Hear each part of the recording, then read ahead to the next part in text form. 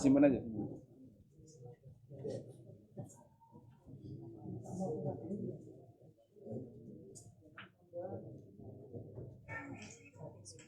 Apa?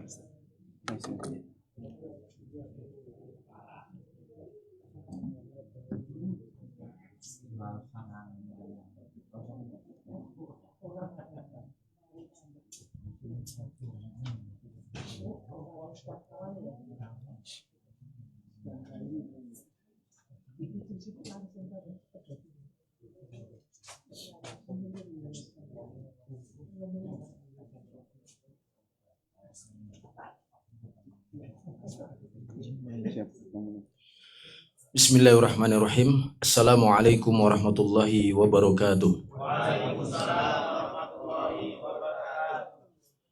Alhamdulillahi rabbil alamin.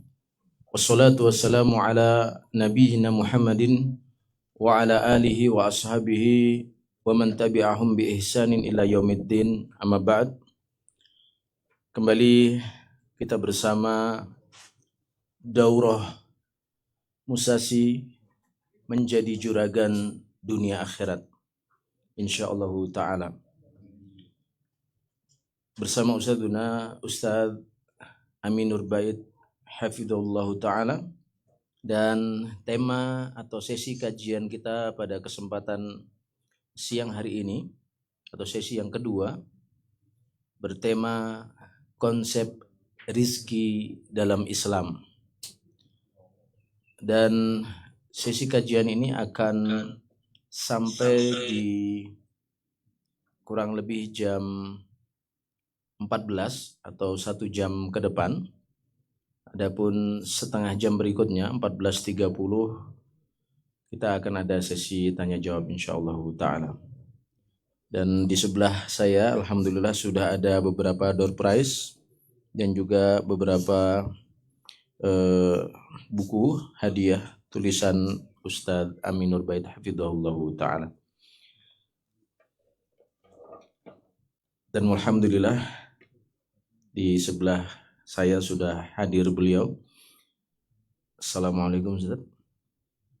Waalaikumsalam warahmatullahi. Ini sedang nyari filenya, alhamdulillah. Baik. Sudah terpapang. Konsep ya, rezeki dalam Islam. Nah, tadi istirahat cukup Ustaz?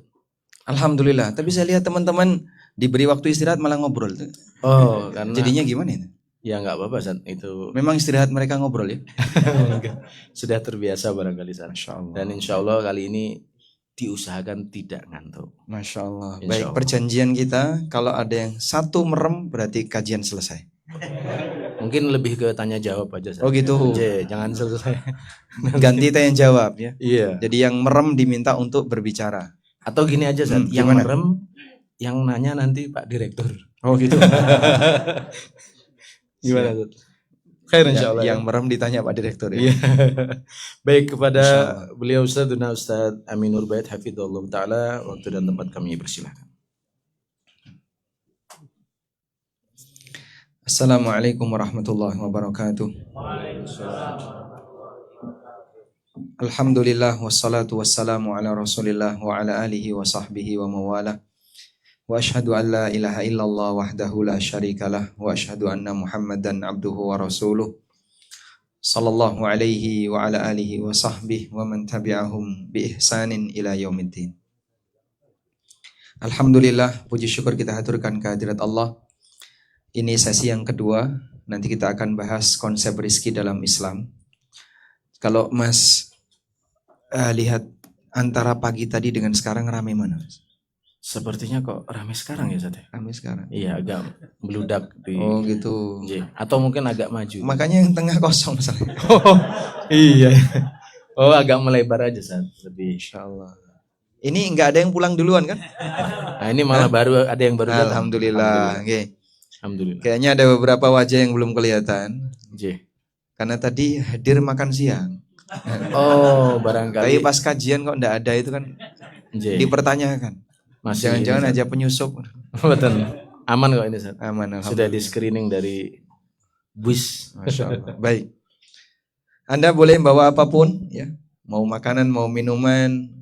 sambil nanti kita bareng-bareng belajar biar nanti tidak ngantuk. Nah, tentang konsep rizki dalam Islam. Jadi seperti apa penjelasan tentang rizki yang disebutkan dalam Al-Quran dan hadis? Yang pertama, semua makhluk yang berakal maupun yang tidak berakal, rizkinya telah dijamin oleh Allah. Dia sang pencipta dan dia yang memberi rizki. Dan dia yang mengatur rizki hamba. Sehingga yang menciptakan, yang menanggung rizki ciptaannya. Itu prinsip yang diajarkan dalam agama ini. Di antara dalilnya firman Allah di surat Hud ayat yang ke-6, "Wa ma min dabbatin fil ardi illa 'alallahi rizquha." Tidak ada satupun binatang di muka bumi ini kecuali Allah yang menanggung rizkinya.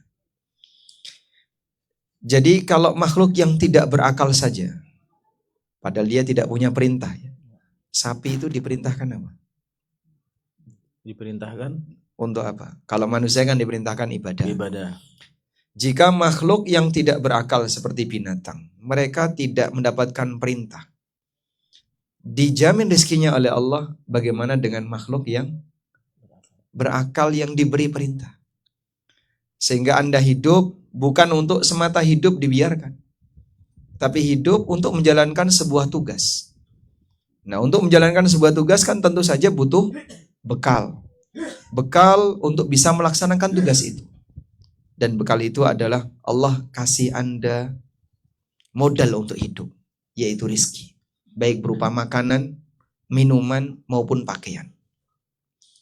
Dan dalam hadis dari Ibnu Mas'ud radhiyallahu anhu, beliau pernah menceritakan tentang bagaimana Nabi SAW menyampaikan proses penciptaan manusia ketika di rahim. Lalu Nabi SAW mengatakan, "Tsumma yursalu al-malaku." Kemudian Allah mengutus malaikat untuk datang ke rahim setiap wanita yang terisi dengan janin di usia berapa? Di usia 4 bulan, 120 hari. Apa tugas malaikat ini? Fayanfukhu fihi ruha wa yu'maru bi arba'i kalimatin. Tugasnya adalah meniupkan roh dan diperintahkan untuk mencatat 4 takdir. Baik. Nah, makanya kalau sekarang ada orang bilang, kata Allah di dalam janin itu rahasia. Seperti yang Allah sebutkan di surat akhir dari surat Luqman, "Innallaha 'indahu 'ilmus sa'ah wa yunazzilul ghaitha wa ya'lamu ma fil arham." Allah itu yang tahu kapan terjadi kiamat, Allah yang tahu kapan hujan itu turun, di mana hujan turun. Wa ya'lamu ma fil arham, Allah juga tahu apa yang ada dalam kandungan. Tapi kan sekarang USG sudah bisa Itu gimana? untuk melihat bahkan 3 dimensi. Melihat isi dari kandungan. Ada nggak USG yang bisa melihat takdir bayi? Nggak ada ya. Nah, kalau ada, barulah kita bisa sebut ini yang menyaingi ilmu Allah. Tapi tidak ada. Sehingga kalau ada orang mempertanyakan, katanya isi rahim itu rahasia Allah. Sekarang dengan USG, orang bisa melihat 3 dimensi dari sebuah janin yang ada di dalam rahim. Baik, kalaupun memang ada teknologi seperti itu, tapi USG tidak bisa melihat takdir bayi. Padahal takdir itu sudah ditetapkan di usia 4 bulan. Jadi bayi bergerak karena dia sudah punya ruh ketika di usia 120 hari. Karena itulah Nabi Isa alaihissalam ketika beliau ditaruh di rahim Maryam, itu langsung punya ruh. Karena pada saat Jibril alaihissalam datang menemui Maryam, dia datang untuk meniupkan ruh kepadanya. Sehingga begitu Maryam itu hamil, sudah ada Isa di dalam rahim Maryam. Tidak seperti kita manusia biasa, ketemu antara sel sperma dengan sel telur, kemudian terjadi zigot, terus berkembang. Tidak seperti itu.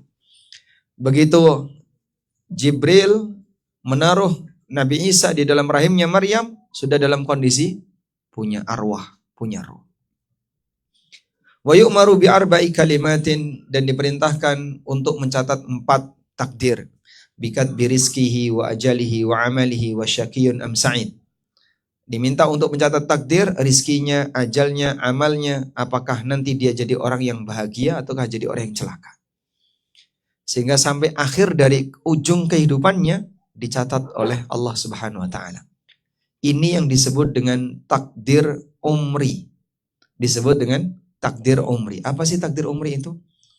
Takdir yang ditetapkan oleh Allah seumur hidup hamba. Dan itu ditetapkan saat hamba berada di dalam janin ibunya. Di usia 4 bulan.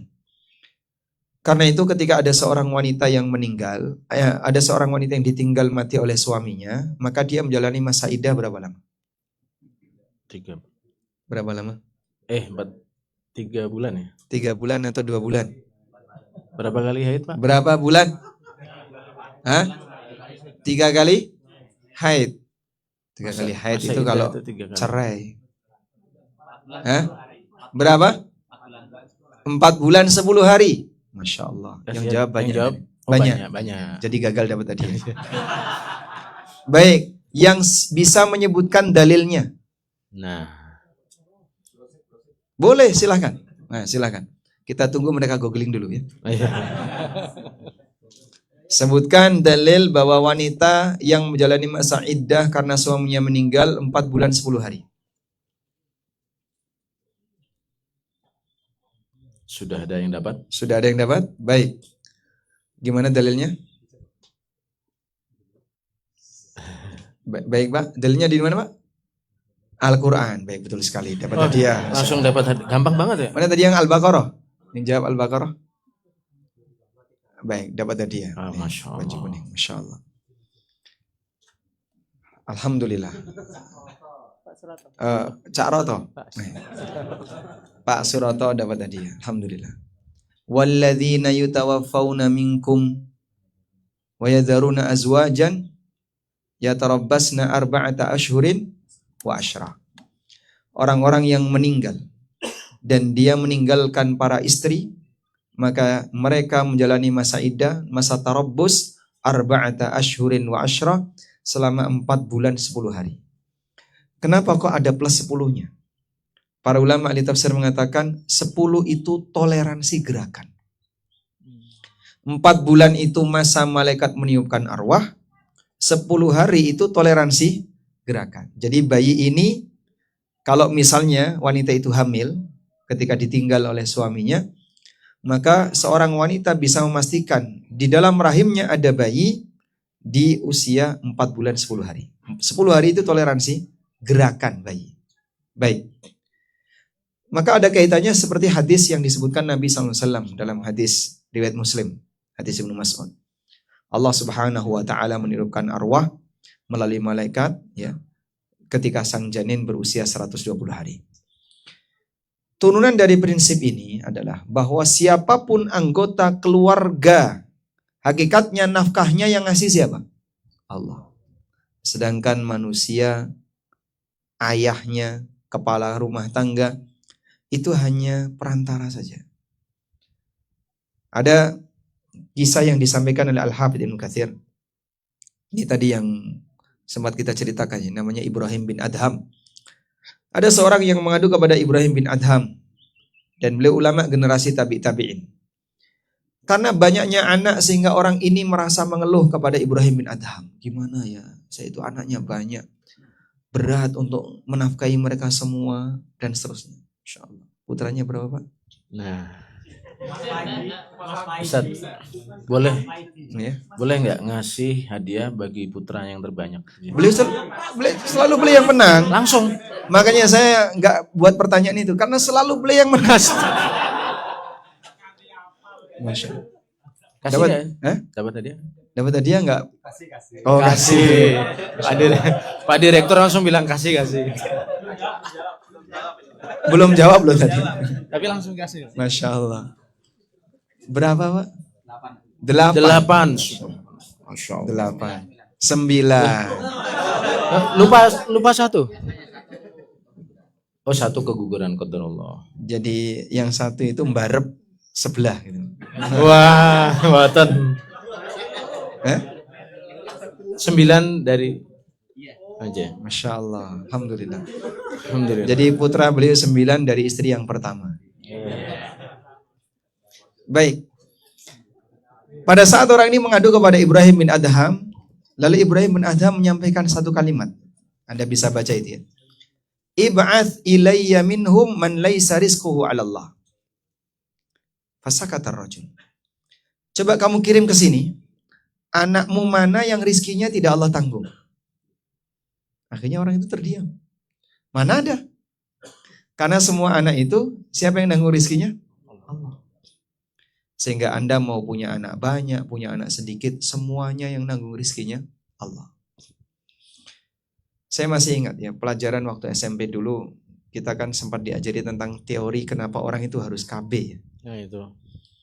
Ada salah satu tokoh orientalis yang dia menyampaikan satu teori, manusia itu kalau populasinya tidak ditekan, maka nanti mereka akan rebutan makanan, sampai akan terjadi perang yang gak bisa ditahan. Karena semuanya rebutan makanan. Dan teori itu kan sekitar tahun 60-an. Lalu teori itu dipercaya oleh hampir semua negara. Terutama yang diarahkan adalah negara-negara daerah timur. Indonesia, Malaysia, Thailand, dan kanan kirinya. Namun Masya Allah, ya Masya Allah, mungkin bisa jadi ada konspirasi di balik teori itu. Pada waktu perang dunia, baik dunia 1 maupun dunia 2, jumlah lelaki itu kan turun drastis. Terutama negara-negara penjajah. Sampai Inggris kan kekurangan jumlah lelaki. Sehingga ngimpor dari luar. Masya Allah. Cuman dulu belum ada kerjasama sama Musashi. Belum. Hingga ada banyak orang India, orang Pakistan. Kenapa kok mereka punya nenek moyang di sana? Karena ketika itu jumlah lelaki di Inggris kekurangan. Akhirnya mereka membuat sebuah teori gimana untuk menekan populasi orang timur. Biar jumlah orang timur tidak mengalahkan orang barat. Wa makaru wa makarallah. Wallahu khairul makirin. Mereka membuat konspirasi, Allah balas konspirasi mereka, dan tentu balasan Allah lebih baik. Yang terjadi gimana? Demografi semua negara barat itu kejungkir, piramida terbalik. Sehingga yang usia lebih muda populasinya lebih sedikit. Jadi kan gini ya. Yang usia muda lebih sedikit. Yang usia tua lebih banyak. Mereka nggak mau punya anak. Sehingga pengennya ya pacaran, kawin, melampiaskan syahwatnya. Mereka tetap sebagaimana manusia normal, tapi nggak pengen punya anak. Sehingga andaikan syarat vasektomi itu dia bagi mereka itu laris. Karena rata-rata mereka melakukan itu. Mereka memutus kemampuan untuk punya keturunan. Sampai kan negara ngasih reward ya. Bagi siapa yang punya keturunan, begitu lahir sudah ditanggung oleh, jangankan begitu lahir, saat hamil saja sudah ditanggung oleh negara. Fasilitasnya dipenuhi, lahir gratis, nanti anak ini akan mendapatkan asupan nutrisi yang gratis. Masya Allah. Begitu lahir sudah difasilitasi negara. Kalau di tempat kita, bayi lahir nanggung apa Pak? Hah? Utangnya siapa?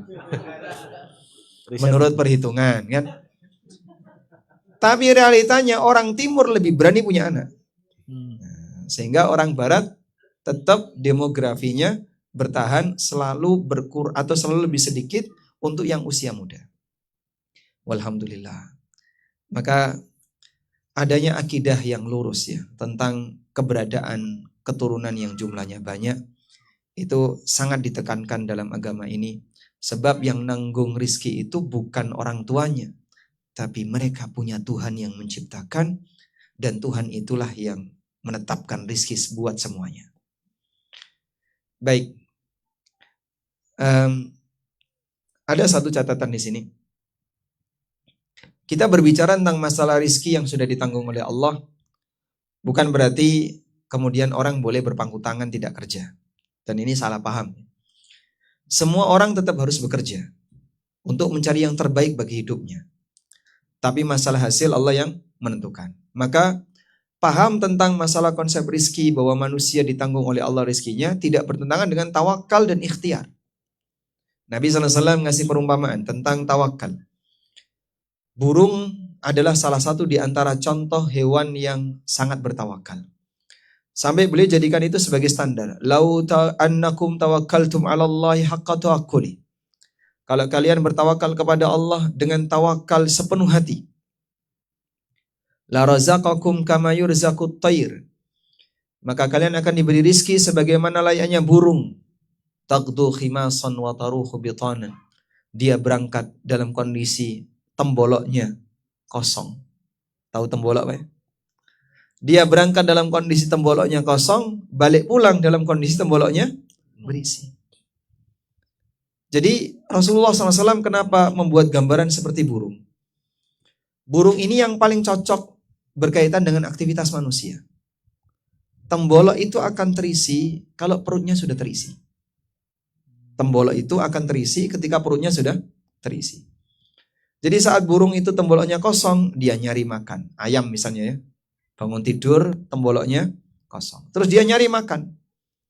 Makan yang dia konsumsi pertama kali dalam posisi tembolok kosong, masuk dulu ke perutnya, ke lambungnya. Begitu lambung sudah terisi, sudah nggak butuh lagi untuk diisi makanan, baru ditaruh di tembolok. Tembolok ini kan cadangan makanan untuk nanti malam. Yang dikonsumsi secara bertahap. Artinya begini, kalaupun nyimpen ya nyimpen, tapi jangan terlalu jauh bayangannya. Sebagaimana layaknya burung. Burung kan nyimpen ya. Namun dalam pikiran dia ya cuman hari itu. Sudah saya cukup untuk hari ini, malam ini selesai. Besok ya pikir besok. Itu model seperti burung. Dan dia tidak pernah kosong dari temboloknya. Temboloknya gak pernah kosong dari makanan. Selalu terisi. Tawakalnya burung itu tidak diam di dalam sangkar. Tidak diam di dalam sarang, tapi dia mencari keluar. Manusia, kalaupun kita berbicara berkaitan dengan masalah tawakal, kamu harus tetap mencari. Karena itulah Imam Ahmad rahimahullah mengatakan, hadis ini tidak menunjukkan bolehnya berpangku tangan tanpa usaha. Bahkan dalam hadis ini terdapat perintah mencari rezeki. Karena burung tatkala keluar dari sarangnya di waktu pagi, dia nyari rizki. Bukan untuk bermain kan? Sehingga burung keluar dari sarangnya di waktu pagi dalam rangka mencari rizki. Baik. Selanjutnya. Setiap jiwa tidak akan mati sampai jatah rizkinya habis. Ini prinsip yang kedua. Setiap jiwa tidak akan mati sampai jatah rizkinya habis. Nabi SAW menyampaikan prinsip ini dalam hadis beliau. Ayuhan nas, wahai para menungso, wahai manusia. Inna ahadakum layyamuta hatta yastakmila rizqaha. Kalian tidak akan mati sampai menghabiskan jatah rizkinya. Maka teorinya, yang hidup pasti dapat rizki. Dan siapapun yang mati, berarti jatah rizkinya habis. Itu prinsip. Maka rizki itu sama dengan ajal. Sehingga kita diajarkan kaidah rizki sama dengan ajal. Begitu Bapak? Nah, selanjutnya gimana Pak? Rasulullah SAW ingatkan, fala tastabti'u anha. Janganlah kalian melakukan praktek istibta'. Apa itu istibta'? Istibta' pengertiannya adalah ingin cepat sukses sebelum waktunya. Jadi dia merasa, kok lama ya, saya pengen segera punya mobil, saya pengen segera punya rumah. Kok nggak datang seketika? Akhirnya dia ingin mempercepat proses itu sebelum waktunya. Apa yang terjadi? Ketika belum waktunya dia ingin mendapatkan hasil, akhirnya dia nekat melakukan yang dilarang agama. Mohon maaf ya, barangkali sedikit menyinggung sebagian yang ikut online. Masya Allah. Oh baik. Yang offline wallahu a'lam. Oh ini. Iya, jadi belum waktunya punya mobil terus leasing kendaraan. belum waktunya punya rumah, lalu KPR rumah.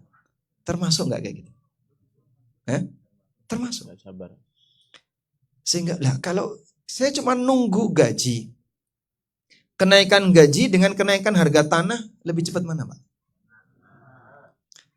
Terus orang berpikir, ini kalau saya cuma ngandelin gaji, grafiknya yang gaji saya begini, yang tanah begini. Akhirnya dia merasa nggak bakalan bisa ngejar kalau cuma ngandelin gaji. Terus dia pikir, gimana solusinya? Solusinya paling gampang yaitu akhirnya bertransaksi riba dalam rangka mendapatkan rumah. Itulah prinsip bagi mereka yang ketika tidak sabar, sehingga dia pengen cepat sukses sebelum waktunya. Baik, fenomena itu ada nggak? Banyak kita jumpai. Saya tidak hanya ngasih contoh di urusan yang kayak tadi ya. Anda membeli barang, termasuk juga dalam urusan pekerjaan. Orang belum saatnya misalnya keterima sebagai karyawan, lalu pakai jalur yang nggak benar. Kayak nyogok, nepotisme, orang dalam, atau apapun caranya, yang penting dia dapat kerja. Aku tak ngedol sawah, biar anak saya keterima, saya sudah jual ini, jual ini, jual ini, biar anak saya keterima. Kerja yang seharusnya cari uang, malah dia keluar uang. Apa itu? Anda belum waktunya untuk kerja di tempat seperti ini. Kenapa memaksakan diri? Ada orang yang misalnya, ini ada sebuah tender. Pokoknya saya harus menang proyek. Akhirnya dipaksakan. Caranya gimana? Ya kalau nggak main sogok mas, gimana kita bisa menang proyek? Sogok lah dia. Dan masih banyak lagi orang untuk bisa naik karir, dia bersikap curang dan seterusnya. Istibetok. Pengen cepat sukses sebelum waktunya. Itulah penyakit istibetok. Sumber kenapa orang itu melakukan hal yang haram dalam bermuamalah, salah satu di antara sebabnya adalah istibetok. Anda misalnya ya, punya standar quality control. QC harusnya misalnya grade 8 bisa lolos. Sehingga nanti dilaporkan bahwasanya target terpenuhi. Nah, tapi sampai yang not good, yang NG, udahlah blang-bleng gitu. Yang penting target terpenuhi. Tujuannya apa? Ngejar target. Walaupun sebenarnya dia melakukan pelanggaran. Ya. Maka tolong tahan seperti ini. Tidak disiplin itu salah satu bentuknya adalah tidak mengikuti aturan. Dan walaupun negara itu tidak punya agama, tapi kalau prinsip disiplin dihargai, mereka nggak mau yang kayak gini. Seperti di Jepang ya. Katanya suap di Jepang itu hampir nggak ada. Saya pernah ke negara kafir ya. Lalu waktu itu kita naik taksi, dijemput oleh panitia, kemudian kita naik taksi. Nah itu kan ada argonya. Ya. Terus panitia yang mendampingi saya itu bilang, kita kalau membayar melebihi dari argo, supir ini marah. Karena itu dianggap pelecehan. Masya Allah, kebalikan Indonesia. Matur nuwun. Bukan, nggak ngasih marah. Oh iya. Kurang. Saya pernah di Jakarta itu ngasih persis sesuai argo, merengut dia sebenarnya. Merengut itu bahasa Indonesianya apa? Cemberut. Jadi dia menampakkan wajah cemberut, emosi, dibayar sesuai argo itu Pak, nggak bersedia Pak. Kebalikannya di negeri kafir, kamu bayar melebihi argo, itu dia emosi. Kamu menghina saya, ngasih tips ke saya, marah dia. Dia nggak mau menerima tips. Wah di tempat kita kebalikannya, Masya Allah.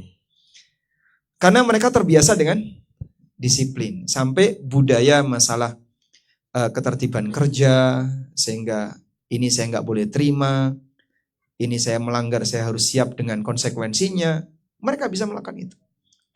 Yang seharusnya di negara beragama seperti Indonesia, negara beragama. Karena yang saya kunjungi itu negara ateis, dominan penduduknya ateis, walaupun ada sebagian yang beragama. Di negara ateis saja bisa seperti itu. Yang seharusnya negara beragama lebih bisa, karena dia punya motivasi yang lebih. Tidak hanya sebatas urusan upah, tapi dia juga punya pertimbangan ini ada konsekuensi yang bisa di akhirat. Makanya waspadalah dengan yang namanya penyakit istibto. Ingin cepat sukses sebelum waktunya. Jadi kalau orang misalnya calon A, calon B ya, anggota legislatif atau yang lain, mereka pengen menang nggak? Hah? Iya. Caranya gimana, Pak? Macam-macam. Hah? Serangan fajar. Tidak cuma fajar, serangan duha. Serangan isya. Jadi mereka mentargetkan, tapi pakai cara yang curang. Masya Allah. Sampai kapan seperti itu ada di negara kita? Itu dia, Zat. Tadi saya dengar ada istilah ordal tadi. Itu gimana, Zat, hukumnya? Misalnya memasukkan saudaranya atau ponakannya ke perusahaan gitu. Itu gimana hukumnya secara syariat? Orang dalam. Terkait lewat ordal ya? Ya. Atau bahasa kita nepotisme. Saya tanya dulu, menurut Anda nepotisme itu boleh nggak? Hah? Nggak boleh? Nggak boleh. Nggak boleh. Kalau Bapak punya perusahaan. Hah? Ada yang boleh, ada yang enggak. Ini khilaf bainal jamaah. Jamaah. Nah, kalau Anda punya perusahaan pribadi ya, misalnya perusahaan Cilok Nusantara. Wah, berarti disingkat PCI, PCN. PCN. Buat perusahaan Cilok Nusantara. Anda punya perusahaan misalnya, terus ngerekrut keluarga sendiri, kamu kerja aja di tempat saya, itu boleh nggak? Bukan nepotisme itu?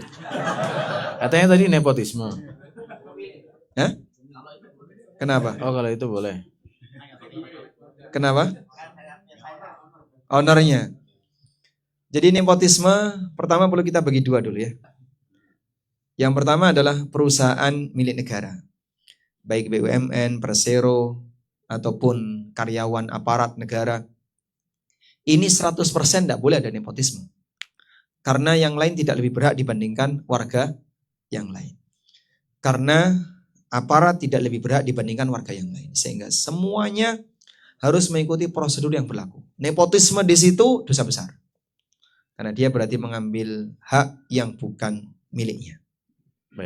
Baik berbayar maupun gratis, tidak boleh. Tapi ini gratis kok Pak. Saya nepotisme tapi gratis. Tidak boleh, sama saja ya.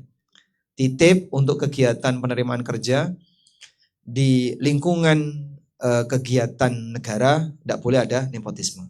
Yang kedua, perusahaan swasta. Untuk perusahaan swasta bisa kita bagi menjadi dua.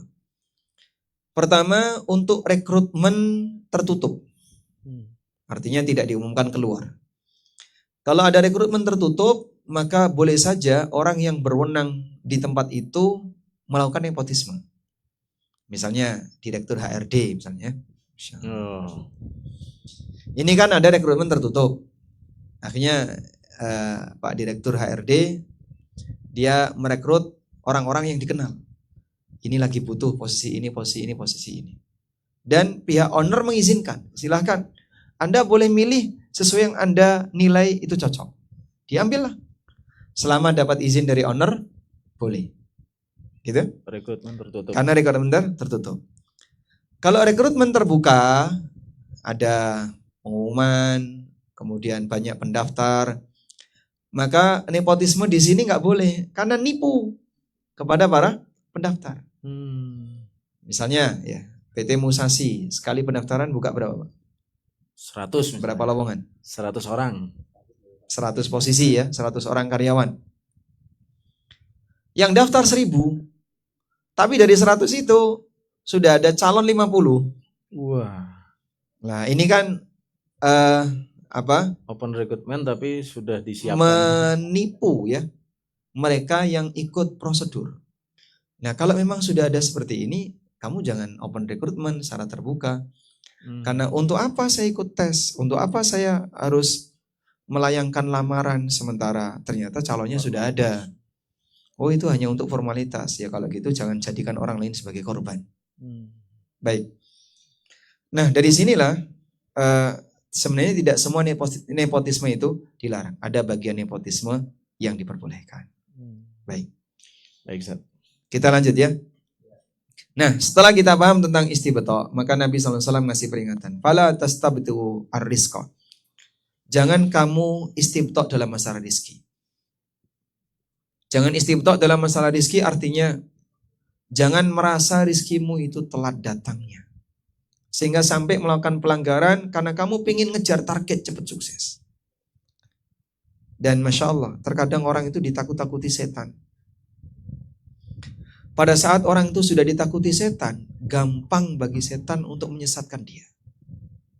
Makanya Allah sebutkan dalam Al-Quran, Asyaitanu ya'idukumul faqra wa ya'murukum bil fahsya. Setan itu menjanjikan kefakiran untuk kalian dan memerintahkan kalian untuk melakukan tindakan al-fahsya, tindakan yang keji.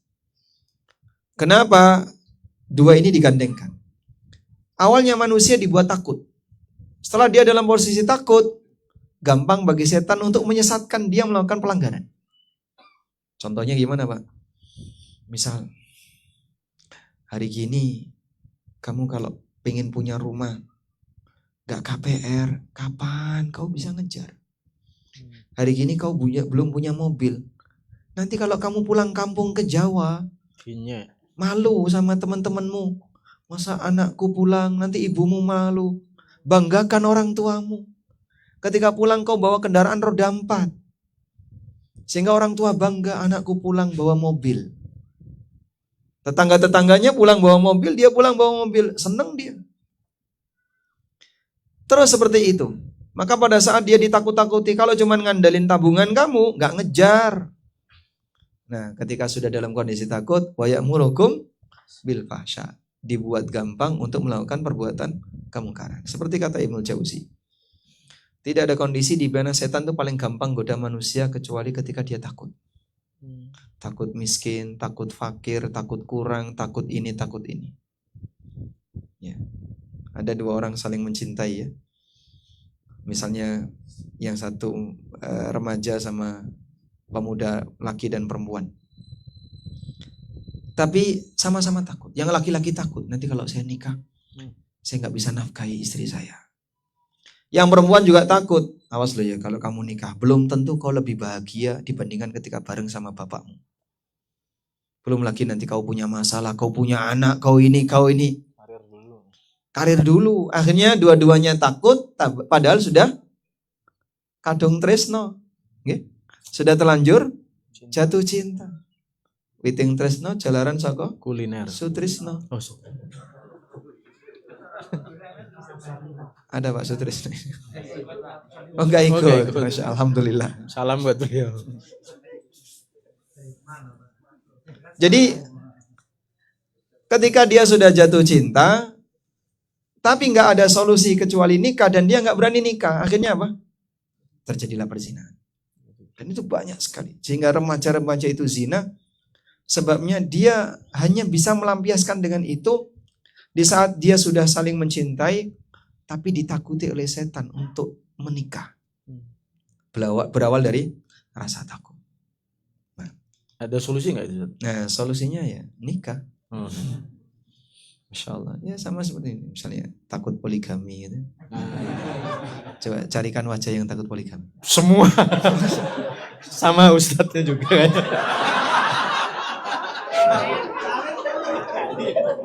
Astagfirullah.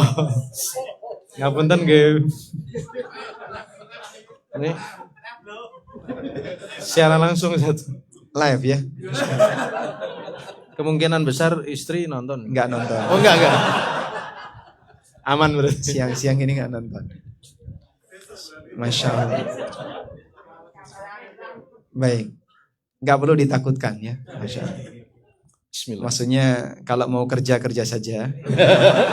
Stop. Enggak ada hubungannya dengan nikah. Iya.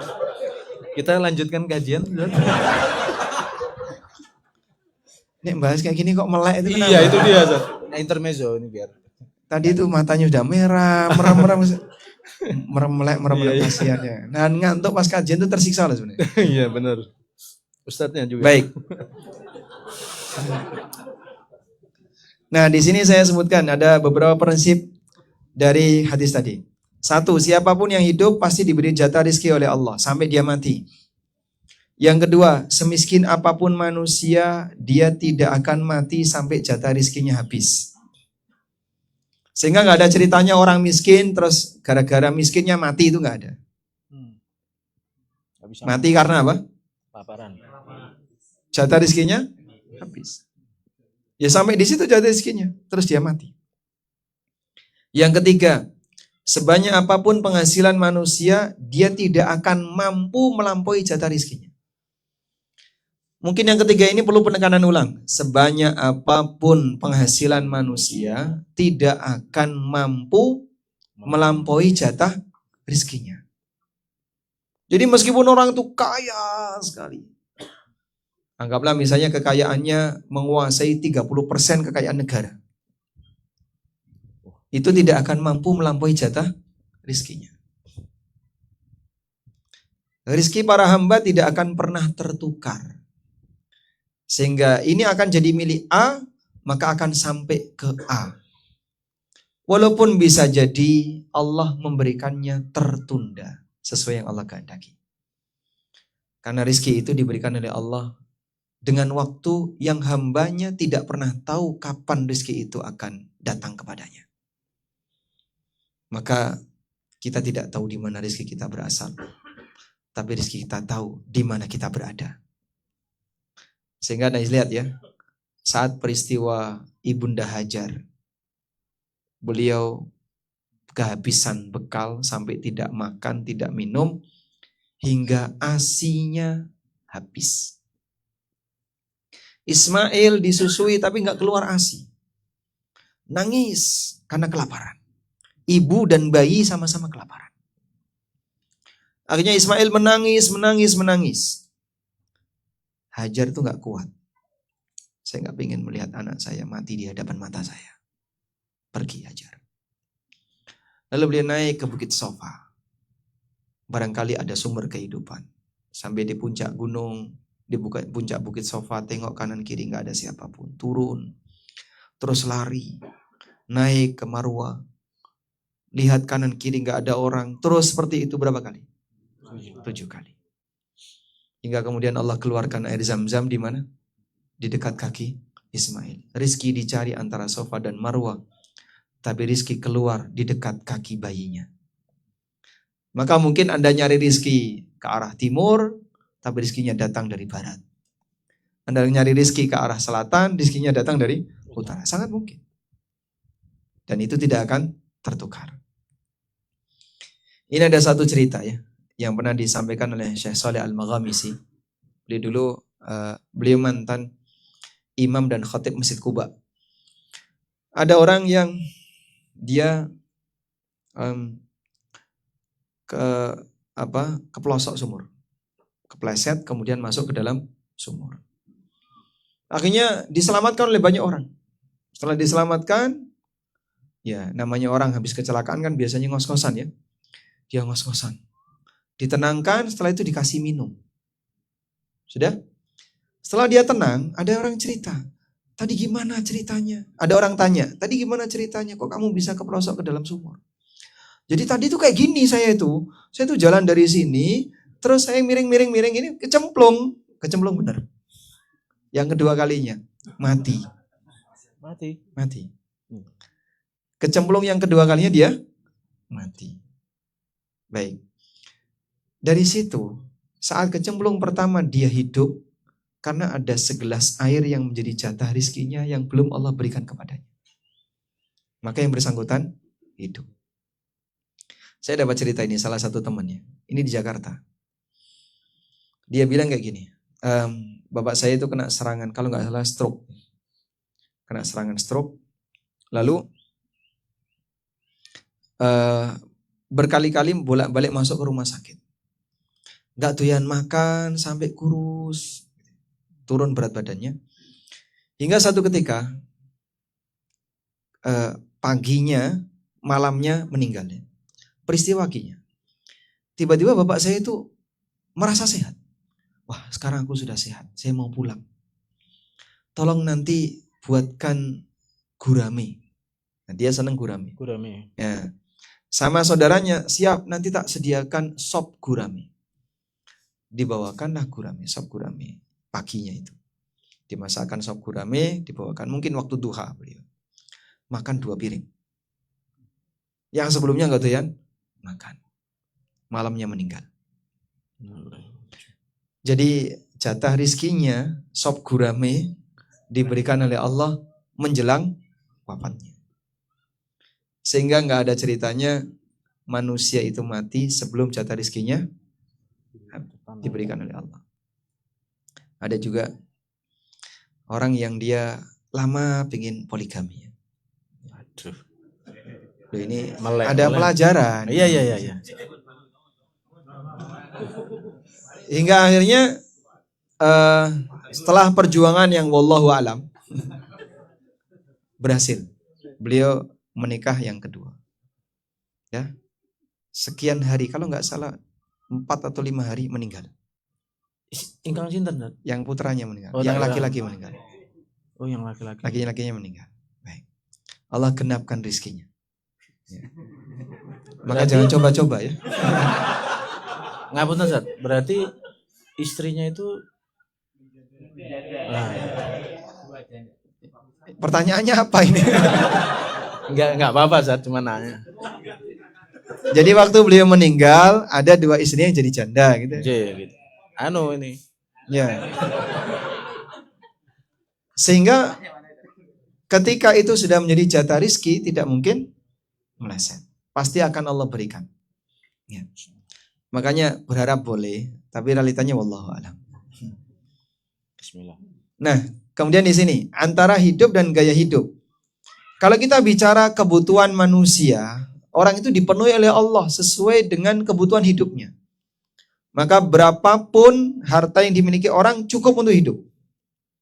Tapi berapapun harta yang dimiliki orang tidak akan cukup untuk melayani gaya hidup. Sehingga untuk gaya hidup gak ada ujungnya kecuali kematian. Maka Nabi SAW pernah menyebutkan, "Lau kana libni Adam wadiyani min dahab." Andaikan manusia itu punya 2 lembah isinya emas. Bapak lihat ke sana ya. Lihat lembah ya. Iya.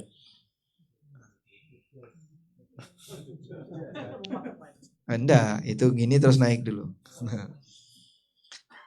Lembah yang isinya emas. Ketika Anda lihat lembah berisi emas, dia punya 2 lembah isinya emas. La batagha thalithahuma, dia akan mencari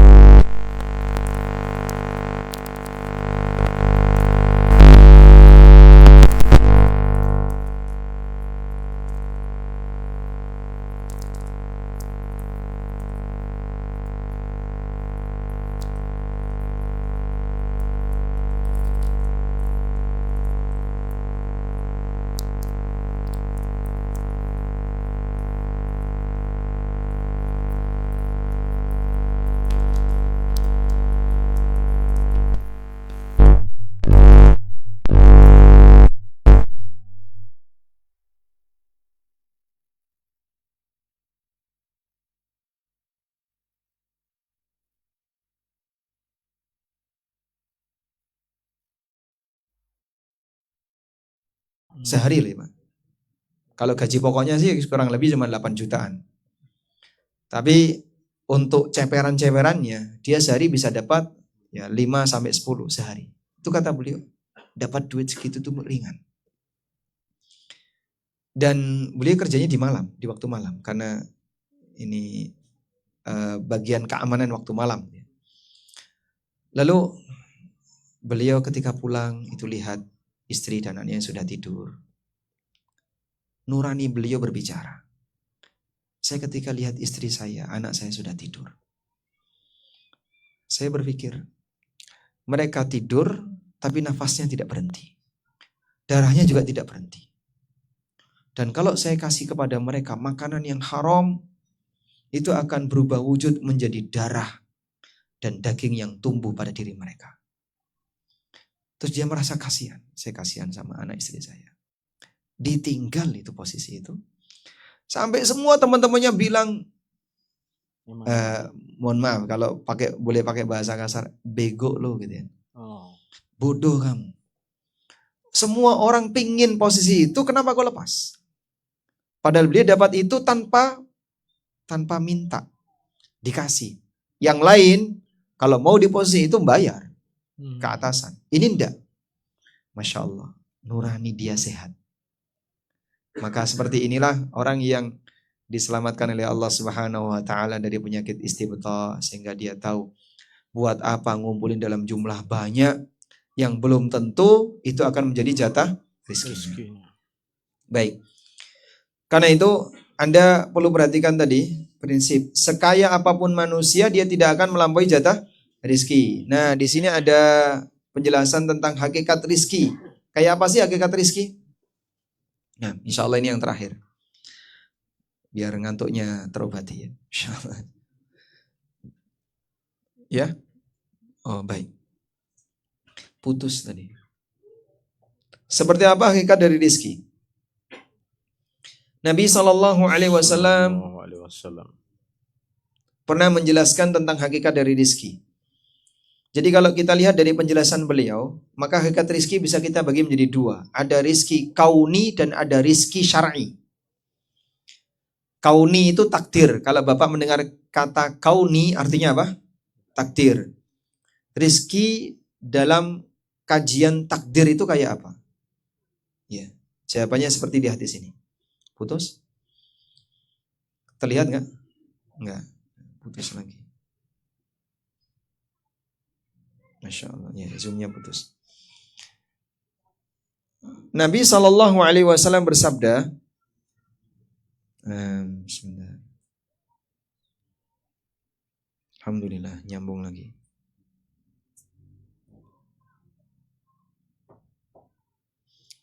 Yaqulu ibnu Adam mali mali, manusia selalu mengatakan ini hartaku, ini hartaku. Yaqulu ibnu Adam mali mali, manusia selalu mengatakan ini hartaku, ini propertiku, ini mobilku, ini tanahku, ini rumahku, dan seterusnya. Wa hallaka ya ibnu Adam mim malika, wahai ibnu Adam, hakikat dari hartamu itu adalah ma akalta fa afnaita wa ma labista fa ablaita au ma tasaddaqta fa amdaita, yang tadi kita sudah ceritakan di waktu pagi ya. Hakikat dari hartamu itu yang kau makan sampai habis, yang kau pakai sampai rusak, dan yang kau sedekahkan sehingga abadi di hari kiamat. Jadi rezeki yang sejatinya ini. Sementara apa yang kau kumpulkan belum tentu jadi jatah rezeki. Baik. Bapak namanya siapa, Pak? Pak Eko. Masya Allah. Dari mana Pak Eko asalnya? Oh, Masya Allah. Ini pulang kampung berarti. Ini Gunung Lor. Oh iya, kalau Gunung Kidul sana. Masya Allah. Baik, Pak Eko. Pak Eko, antara baju yang dipakai dengan baju yang disimpan di lemari banyak mana, Pak? Banyak yang di lemari. Banyak yang disimpan di lemari. Di lemari kan kadang ada banyak sekali tumpukan baju yang tidak pernah kita pakai ya. Anda punya seperti itu? Entah karena kekecilan, karena modelnya Anda nggak suka, atau sebab apapun. Yang jelas Anda punya baju lebih dari kebutuhan. Anda punya sesuatu lebih dari kebutuhan. Baik. Itu semuanya bukan rezeki. Rezeki yang sejatinya adalah apa yang Anda gunakan. Ada orang misalnya punya gelas, piring. Antara yang disimpan sama yang dipakai sehari-hari banyak mana? Yang disimpan. Ibu-ibu itu kadang Masya Allah nyimpan piring sampai lusinan. Nyimpan gelas tuh banyak sekali sampai jadi sarang kecoa. Padahal yang dipakai sehari-hari cuma 5, kotor cuci kan gitu Pak ya. Jadi sebenarnya yang jadi rizki itu yang mana Pak? Hah? Yang dimanfaatkan. Yang disimpan itu bukan rizki. Saya pernah lihat ada orang yang koleksi motor itu banyak sekali. Dia bukan jualan motor, tapi di koleksi itu banyak sekali. Dari mulai yang gede sampai yang kecil. Nah, itu yang rizki yang mana? Yang dipakai. Yang disimpan bukan rizki, cuman pajangan.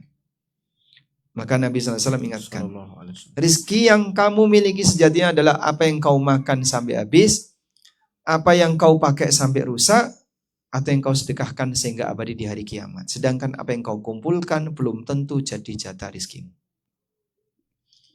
Tapi orang seneng ngumpulin. Bahkan ada yang ngumpulin tapi gak seneng pakai. Cuman beli, simpan. Ada gak begitu? Baik. Dan itu bukan rizkinya. Rizki sejatinya seperti ini. Ini yang dimaksud dengan rizki kauni. Bahwa apa yang kita miliki dan termanfaatkan dalam hidup kita, itulah hakikat dari rizki kita yang sebenarnya.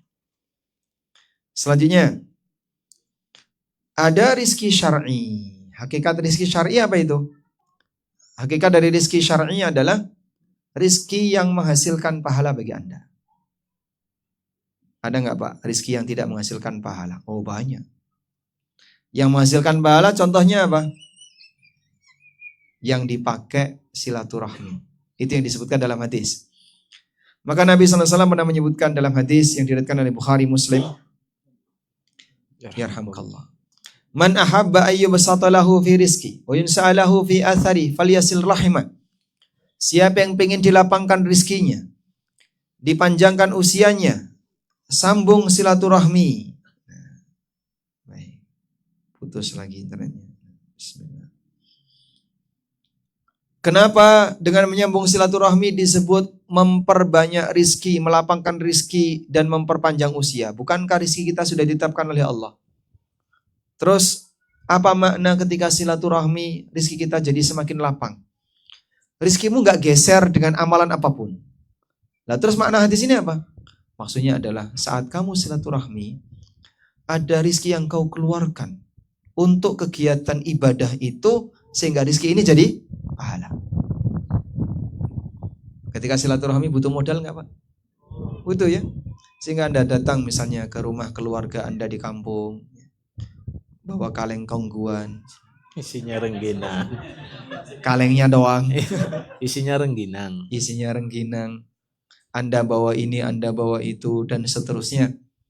Nah, pada posisi ketika Anda melakukan praktek semacam ini, hakikatnya Anda keluar uang yang itu menjadi pahala.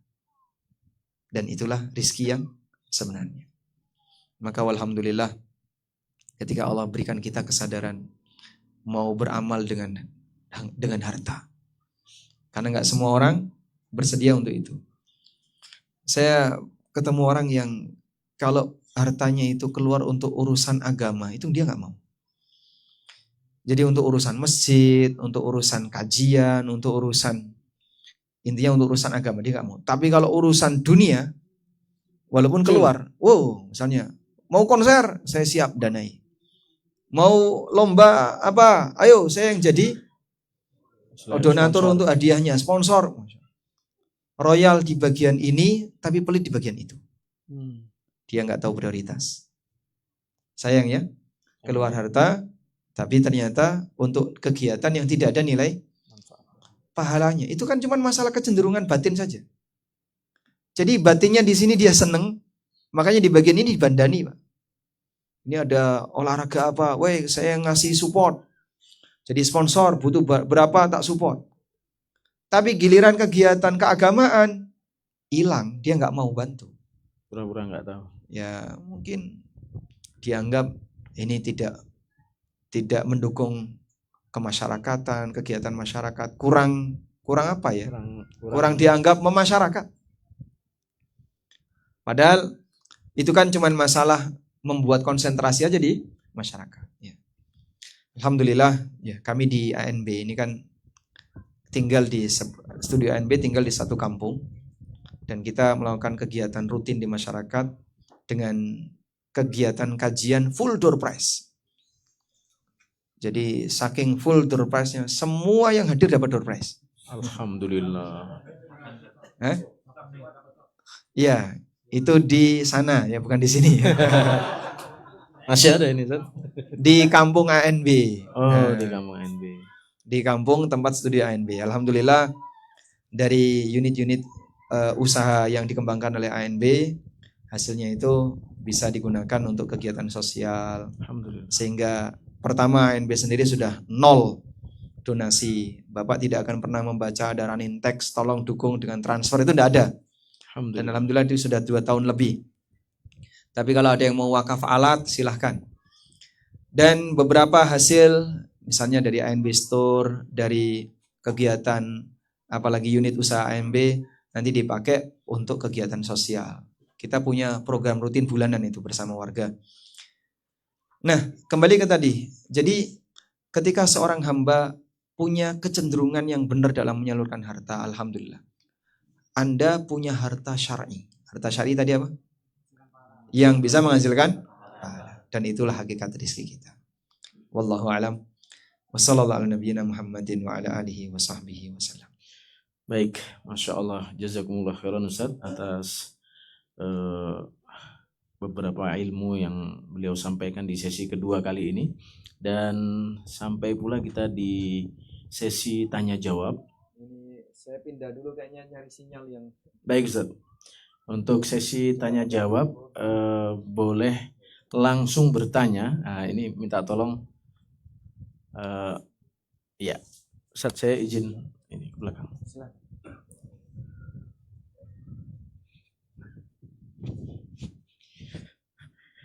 Amit. Dengan Bapak siapa? Asli mana, Pak? Oke. Bismillah. Assalamualaikum warahmatullahi wabarakatuh. Waalaikumsalam warahmatullahi wabarakatuh. Nama Pak Prihatin Purwadi. Pak Prihatin? Nggih, dari Klaten, Ustaz. Prihatin Purwadi. Purwadi. Bukannya sudah Nugroho? Amin. Dari lahir sudah prihatin. Alhamdulillah. Masya Allah. Yeah. Barakallah fiik. Amin. Insyaallah dekat. Kalau dari sini tadi saya lihat 1,5 jam ya. 1,5 jam ke rumah. Iya, insyaallah nanti mampir. Baik. Ini Ustaz, pertanyaannya tadi dijelaskan bahwasanya rezeki adalah apa yang kita makan, kemudian apa yang kita pakai, dan apa yang kita infakkan untuk pahala akhirat kita. Nah, di satu sisi kadang kita butuh tabungan ya. Misalnya kita mau ada planning ibadah umroh atau ibadah haji, kemudian untuk pendidikan anak kita. Nah, dalam rangka kita itu kita mengumpulkan harta, dan bagaimana caranya biar apa yang kita kumpulkan itu juga tadi bisa menjadi rezeki yang memberikan pahala. Mungkin itu biar kita juga tidak termasuk orang yang mengumpulkan harta yang mungkin dalam tanda kutip yang negatif seperti itu. Jazakumullah khair. Assalamualaikum warahmatullahi wabarakatuh. Waalaikumsalam warahmatullahi wabarakatuh. Waalaikumsalam. Kita ini dulu, Ustaz. Untuk pertanyaan berikutnya. Iya. Dengan Pak siapa? Bismillah. Assalamualaikum warahmatullahi wabarakatuh. Waalaikumsalam warahmatullahi wabarakatuh. Saya Ari Tobroni dari Seragen aslinya, Ustaz. Silakan Bapak. Pertama terima kasih Ustaz untuk kajian hari ini. Sebenarnya semalam juga nggak menduga sampai di sini karena semalam naik buruk. Masya Allah. Karena saking kencengnya Ustaz. Saking kencengnya ngoroknya itu ya. Ada dua Pak. Ada yang ngorok di belakang, yang depan itu nggak bisa tidur karena kenceng bisnya. Oh, bisnya kenceng. Jadi meskipun menahan ngantuk, tapi karena duo di depan tadi pelawak aja kalah, jadi kita tetap masih semangat untuk mendengarkan kajian hari ini. Masya Allah. Pertanyaannya menyambung dari Pak Prihatin tadi juga, tapi ini kondisinya keluarga yang suami dan istrinya mencari nafkah. Nah, istrinya ini sebagai guru. Nah, bagaimana pendapat Ustadz agar suami istri ini tetap berkah? Terima kasih. Baik, Masya Allah. Nah, ini putus lagi ya. Nyambung itu. Coba saya ganti wifi-nya. Sudah. Yang HP malah putus.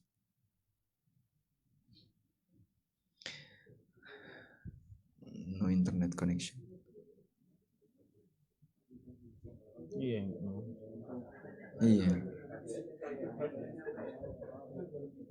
Qadarullah.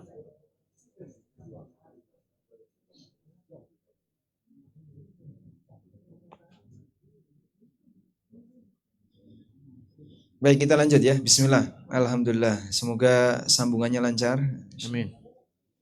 Ya, di antara kendala yang sering kita jumpai adalah masalah internet. Karena antara peserta yang kelihatan dan yang tidak kelihatan, lebih banyak yang tidak kelihatan. Online. Baik, coba kita bahas terlebih dahulu untuk yang pertama. Pertanyaan bagus sekali dari Pak Prihatin Purwadi. Jadi kalau kita bicara tentang masalah rencana untuk beramal, harapan untuk bisa melakukan aktivitas A, aktivitas B, yang itu semuanya butuh harta. Apakah bisa itu dijadikan sebagai alasan kita menabung harta sebanyak-banyaknya? Yang beliau contohkan tadi, saya punya rencana untuk umroh. Berarti saya butuh modal yang besar dengan nilai sekian agar nanti bisa berangkat umroh. Saya punya rencana nanti bisa menyekolahkan anak saya di pondok ini, maka perlu saya siapkan dana sekian. Saya punya rencana untuk bisa nabung haji, berarti saya perlu siapkan dana sekian dan seterusnya. Rencana itu boleh nggak, Pak? Pertama, berkaitan dengan hukum mengumpulkan harta. Dalam arti mengumpul tabungan. Dalam Islam tidak dilarang. Dengan satu syarat, dia harus tunaikan kewajiban, yaitu bayar zakat. Itu prinsip. Sehingga orang tidak boleh ketika dia sudah mengumpulkan harta, tapi kemudian dia tidak mengeluarkan zakat. Harta yang dia sayangi akan jadi sumber siksa dia kelak di yaumil qiyamah, dijadikan oleh Allah sebagai setrika.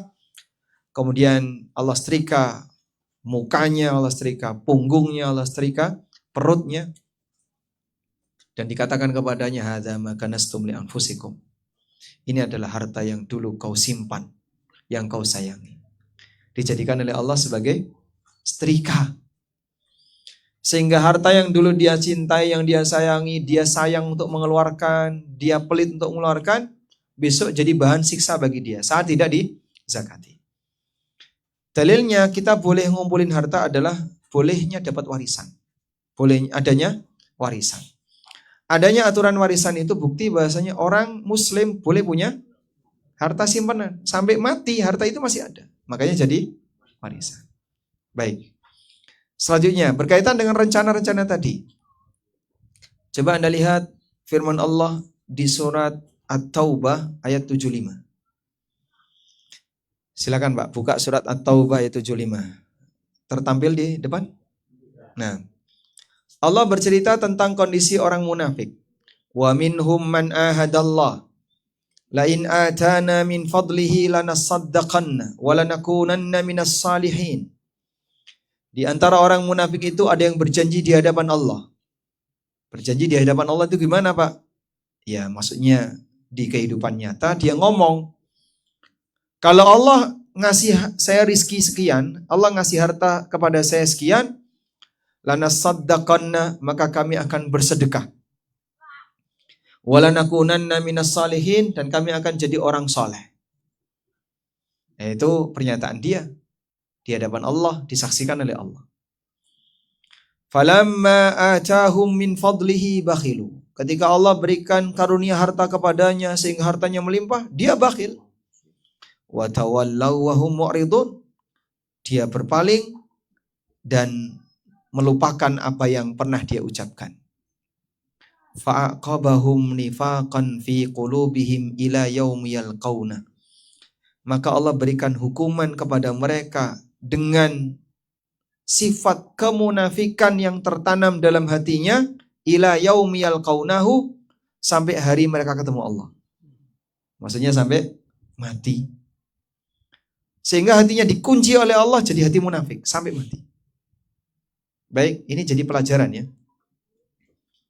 Bahwa ketika seorang muslim dia punya janji, nanti kalau Allah berikan saya kekayaan saya akan umroh.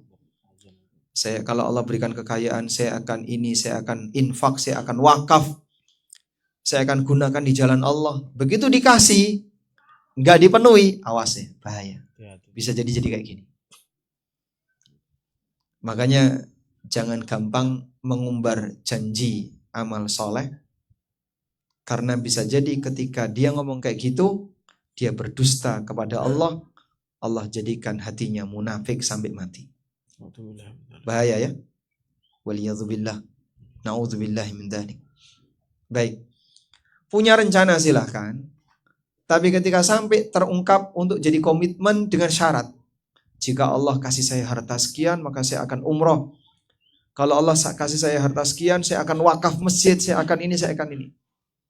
Nol. Begitu dikasih oleh Allah ternyata tidak dia wujudkan. Bisa jadi dia dikunci oleh Allah hatinya jadi munafik sampai mati. Makanya kalaupun punya rencana sebaiknya nggak usah diucapkan. Baik. Kemudian yang kedua, rencana itu kita wujudkan begitu Allah kasih sebab. Sehingga saya berharap nanti kalau Allah kasih saya, kalau nggak ada rezeki saya akan umroh. Baik, jadikan prinsip. Sehebat apapun kebutuhan Anda, tapi ketika Anda dikasih sebab untuk bisa berangkat, jangan batalkan berangkat umroh. Karena kita menghindari jangan sampai kita dianggap telah menyalahi janji di hadapan Allah Subhanahu wa taala. Wallahu a'lam. Kemudian yang kedua berkaitan dengan suami istri yang bekerja. Saya punya cerita ini. Nah. Udah dengar ceritanya belum? Belum. Ada seorang dokter. Iya. Beliau praktek tidak jauh dari sini rumah sakitnya, rumah sakit Pakem. Pakem deh. Iya. Ini kan Pakem. Kecamatan Cangkringan. Sebelah sana kecamatan Pakem. Pokoknya kecamatan Pakem gitu aja. Iya. Rumah sakit apa? Rumah sakit Pakem juga nggak apa-apa. Kapanewon Pakem. Kapanewon Pakem. Nah, dokter itu nyari saya mau konsultasi tentang masalah riba. Ya, akhirnya beliau datang ke kantor Yufid. Waktu itu saya di Yufid. Terus beliau cerita tentang bagaimana beban utang riba yang beliau punya. Nah, beliau bilang saya dan istri sama-sama dokter. Dan hanya saya yang kerja. Saya tanya istrinya praktek nggak Pak? Enggak. Nah, beliau menyampaikan sebuah pernyataan kayak gini. Bagi saya, mau yang praktek 1 orang maupun 2 orang, rizki rumah tangga saya sama. Masya Allah, ini jadi catatan saya. Dan yang beliau sampaikan kurang lebih seperti itu. Sehingga dalam sebuah rumah tangga, Allah telah jamin semua jatah rizki seisinya. Mau yang kerja 1 orang, yang kerja 2 orang, jatah rizkinya gak bakalan berubah. Dan apa yang beliau sampaikan itu benar. Maka saya sering jadikan ini sebagai cerita untuk mengambil pelajaran di sana.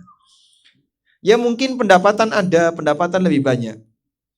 Tapi tadi ya, definisi rizki tadi apa yang kita makan, apa yang kita pakai, yang kita sedekahkan, itu gak bakalan geser.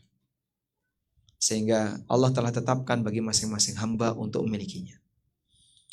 Oleh karena itu, sah-sah saja suami istri bekerja. Tapi khusus untuk para wanita yang bekerja, tolong perhatikan urusan apa? Sopan santun, kemudian masalah aurat, masalah pergaulan. Karena wanita ketika keluar rumah, aturannya lebih ketat dibandingkan laki-laki. Sehingga wanita punya kondisi khusus yang itu tidak berlaku bagi laki-laki. Itu saja agar nanti kalaupun beliau bekerja, tidak sampai menimbulkan masalah yang besar. Wallahu a'lam. Baik Ustaz, jazakumullah khairan. Ini masih ada door prize juga bagi peserta yang paling sepuh, paling senior lah. Paling senior. Ada? Pak Sinten? Berapa umur Pak? 49. Ada yang di atas 49? Banyak. Berapa Pak? Berapa? Pak Wimal. Pak Ilman, oh Pak Ilman masih muda.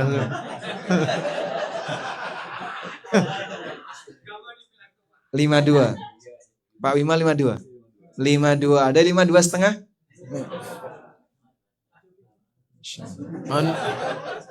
Pak Paidi.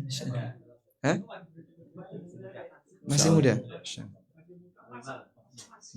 Mohon, ya Mas Panitia mohon izin ini ngasih hadiah ke Pak Direktur gimana?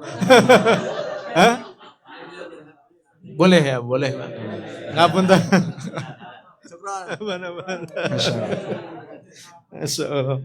Baik, Ustadz, pertanyaan selanjutnya Ustadz dari panjenengan untuk peserta. Baik, kita berikan hadiah buku umur yang kedua.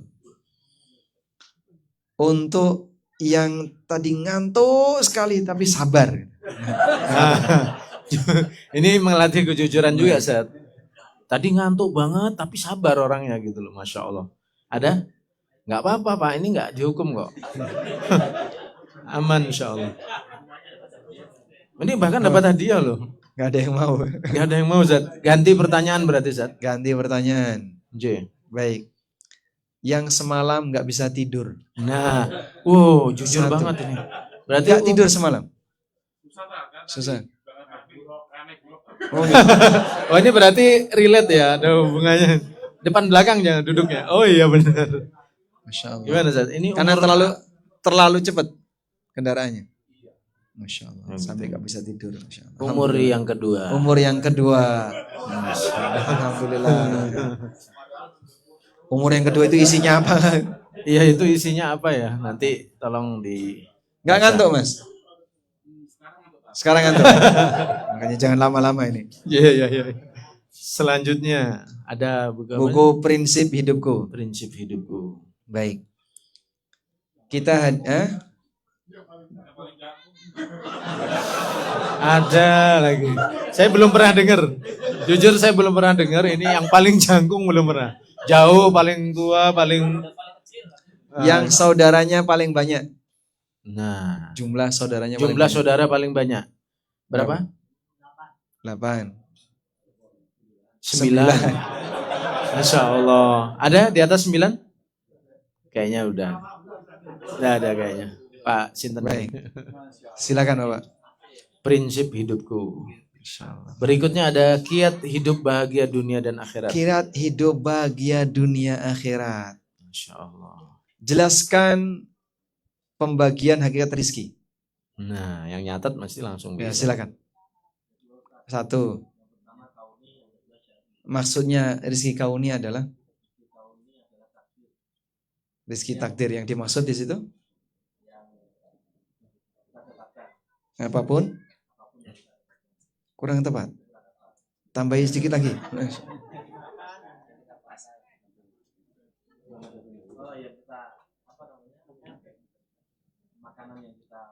Mm-hmm. Ya. Masya Allah, barakallahu fiik, dapat hadiah ya. Alhamdulillah. Selanjutnya. Baik, jelaskan hakikat rizki secara syar'i. Nah, silakan. Rizki yang menghasilkan pahala. Masya Allah, dapat hadiah. Silakan. Rizki yang menghasilkan hadiah. Terakhir. Pahala. Set ini apa ini yang terakhir? Doa. Doa yang tidak tertolak. Wah, bagus banget ini. Pertanyaannya, hadiah utama ya. Insya Allah. Hadiah utama. Baik, pertanyaannya. Apa arti dari istibto' dan contohnya? Nah. Oh ya, silakan. yang ini tengah. Silakan Mas.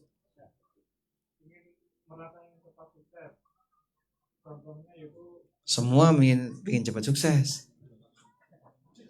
Ada yang lain jawabannya? Ya. Bapak. Tapi nggak angkat tangan ya?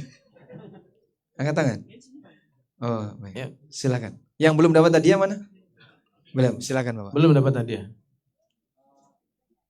Istibta adalah Rizki terlambat datang terus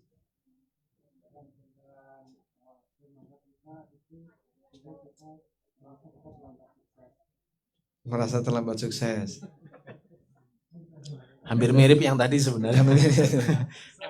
Iya, yang paling belakang. Monggo.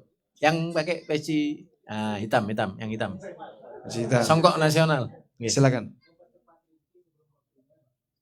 Nggak bisa. Boleh. Silakan. Silakan. Pengen sukses sebelum? Contohnya apa? Jangan cara nyogok. Daftar kerja dengan cara nyogok. Masya Allah, baik dapat tadi. Alhamdulillah. Sudah habis ini. Masih banyak kayaknya, tapi insya Allah di sesi berikutnya Ustaz. Masya Allah. Baik, ini karena pesertanya sudah pada ngantuk. Saya mendolimi mereka kalau terlalu panjang. Gitu. Maka kita cukupkan sampai di sini dulu untuk sesi siang. Baik, Ustaz. Saya juga ngantuk. Masya Allah, suasananya ini mendukung banget. Suasana ini ya. Jadi karena sejuk, adem habis makan, kenyang. Teman-teman juga sudah pada jamak tadi juga sholat. Insya Allah nanti kita ketemu lagi jam berapa? Insya Allah di jam 4.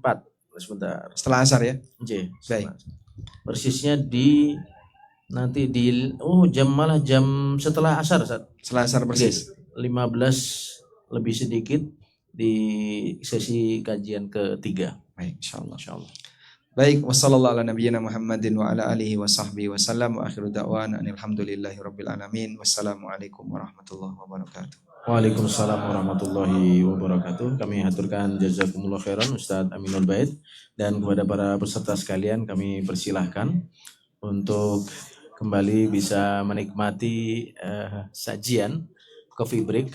Ada snack dan minuman panas.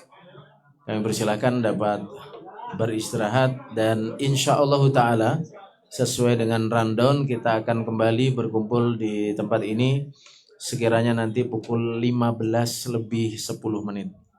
15 lebih 10 menit insya Allah Ta'ala. Demikian wallahu ta'ala alam shawab wa sallallahu ala nabiyina Muhammad walhamdulillahirabbil alamin. Assalamualaikum warahmatullahi wabarakatuh.